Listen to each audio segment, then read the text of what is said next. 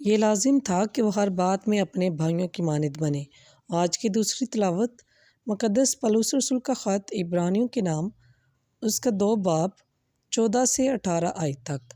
پس جس حالت میں فرزند خون اور گوشت میں شریک ہوتے ہیں، اسی طرح وہ خود بھی ان میں شریک ہوا، تاکہ موت کے وسیلہ سے اسے تباہ کرے جسے موت پر اختیار حاصل تھا، یعنی شیطان کو، اور تاکہ انہیں چھڑا لے جو عمر بھر موت کے ڈر سے غلامی میں گرفتار رہے۔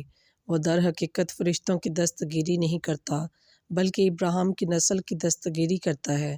اس سبب سے لازم تھا کہ وہ ہر بات میں اپنے بھائیوں کی مانند بنے، تاکہ وہ خدا کے پاس امت کے گناہوں کا کفارہ کرنے کے وسیلے ایک رحم دل اور ایماندار کاہن اعظم ٹھہرے، کیونکہ جس صورت میں اس نے خود آزمایا جا کر دکھ اٹھایا ہے، تو وہ ان کی بھی مدد کر سکتا ہے جو آزمائش میں پڑتے ہیں۔ بس پاک کلام کے پڑھے اور سنے جانے پر خداوند کی خاص برکت ہو۔ خداوند کا شکر ہو۔